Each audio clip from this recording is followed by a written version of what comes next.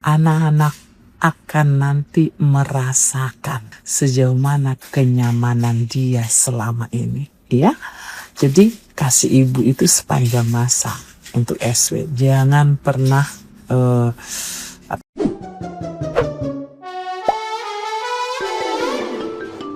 Pembelaan emosional kini datang bagi Sarwenda di tengah derasnya isu miring pasca perceraiannya yang terus menggelinding panas di ruang publik.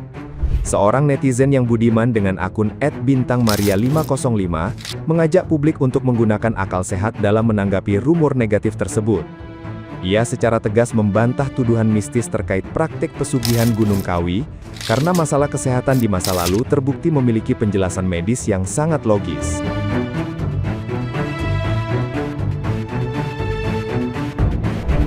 Selain menepis fitnah, netizen yang berbakti tersebut mengingatkan Ruben Onsu agar tidak emosional dan linglung akibat giringan opini jahat dalam sengketa hak asuh anak. Kesejahteraan psikis buah hati harus menjadi prioritas utama, karena mengurus anak perempuan bukanlah hal yang mudah bagi seorang ayah sendirian. Pada akhirnya, ia menyerukan agar kedua belah pihak saling memaafkan dan berdamai demi menjaga masa depan psikologis anak-anak mereka.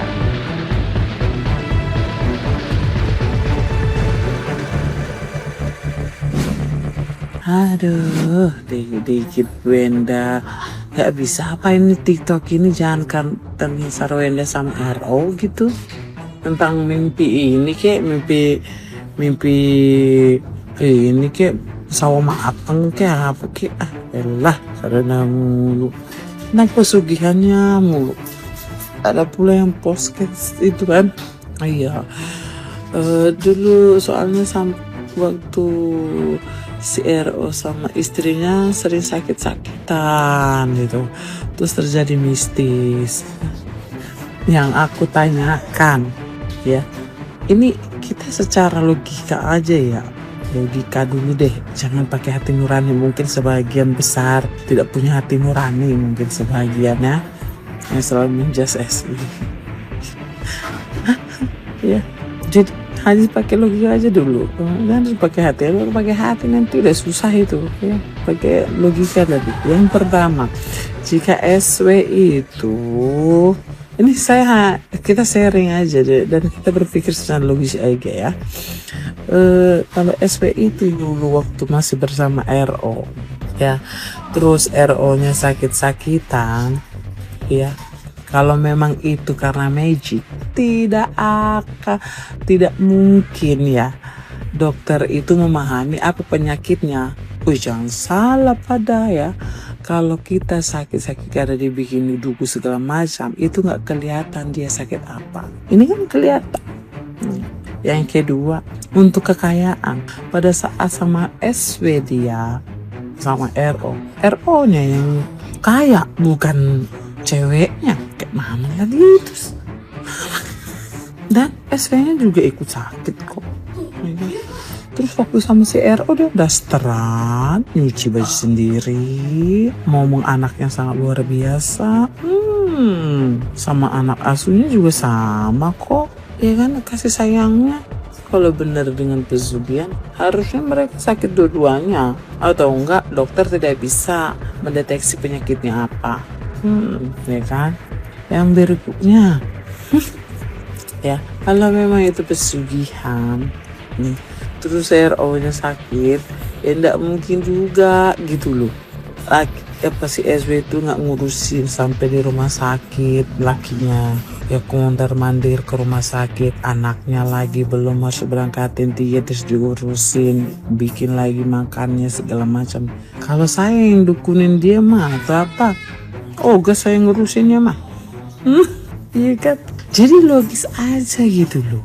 Kalau tentang sakit-sakitan, emang udah dasarnya kian kita sakit. Udah dibilang, jangankan kita karena sakit, tidur aja bisa mati. Bisa mati yang punya. Mending soy. Jadi stop ya. Stop untuk menggiring opini seperti itu.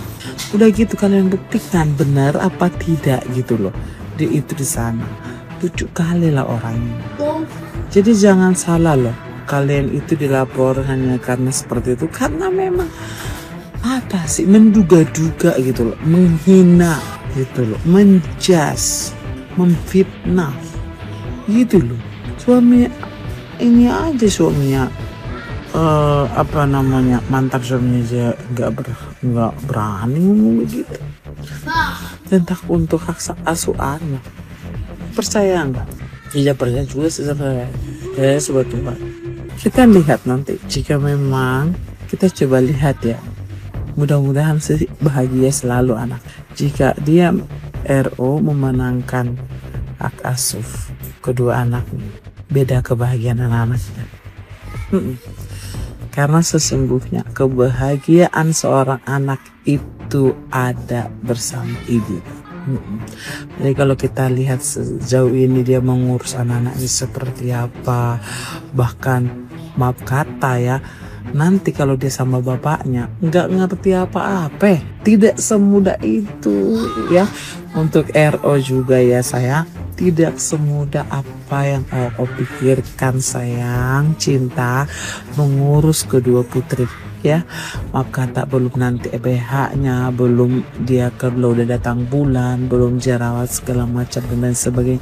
Tidak semudah itu ngurusnya sayang, cinta.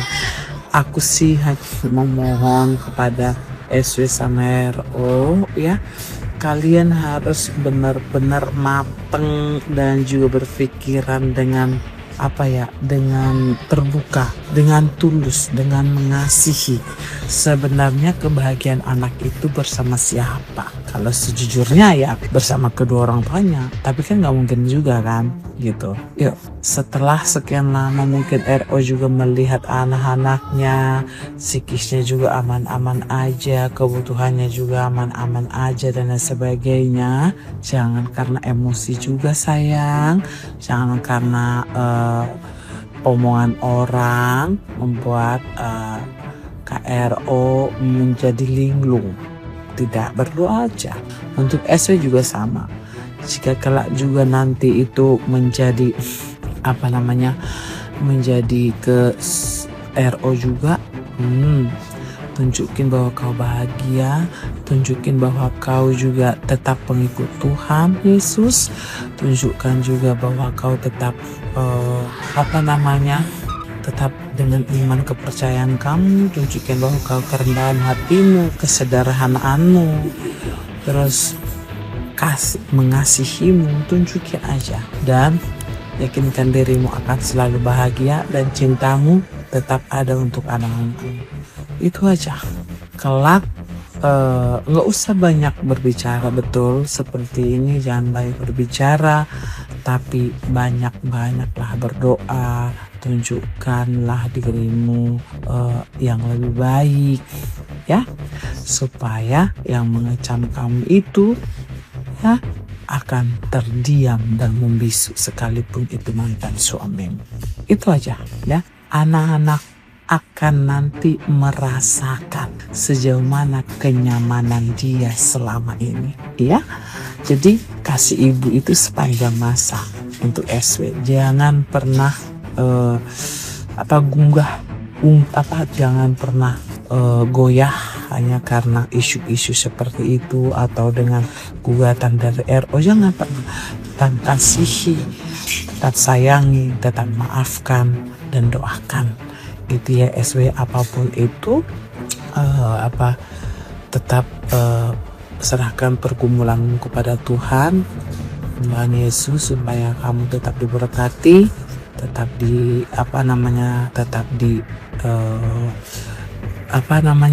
dibimbing gitu ya.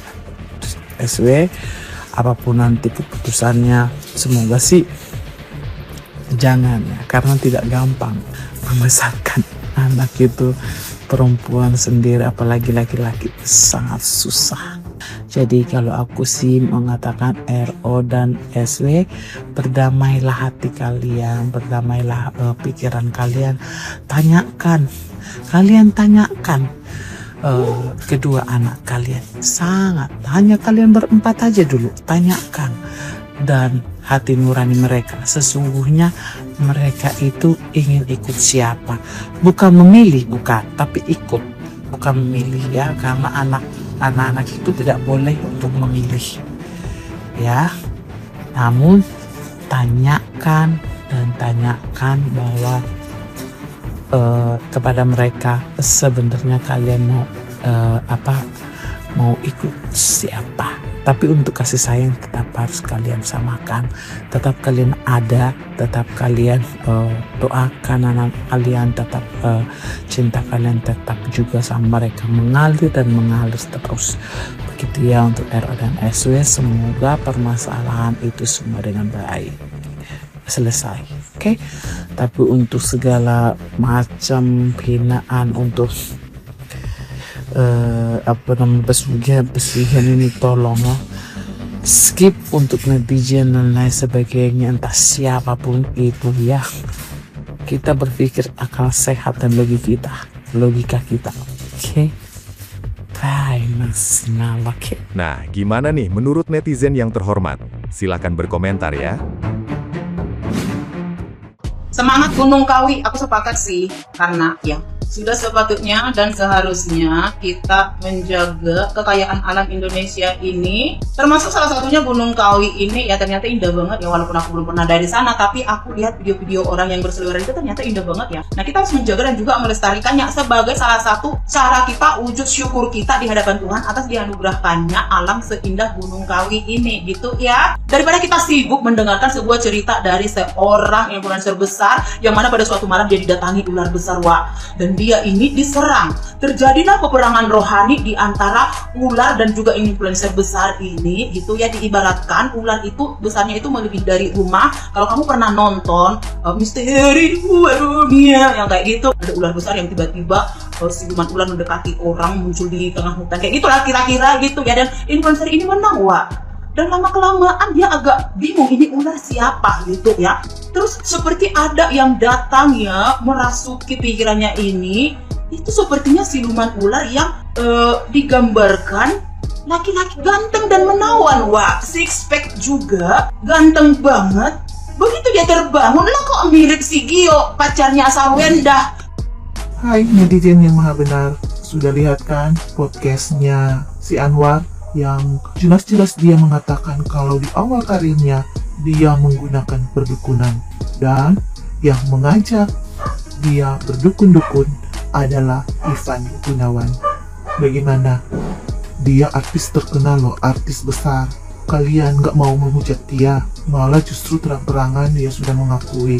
Sarwenda saja belum terbukti, hanya dikatakan oleh si Kuncang yang ternyata saat itu mereka buat podcast, syuting YouTube, kalian hujat habis-habisan. Sekarang sudah mengaku dan katanya sekarang sudah tobat.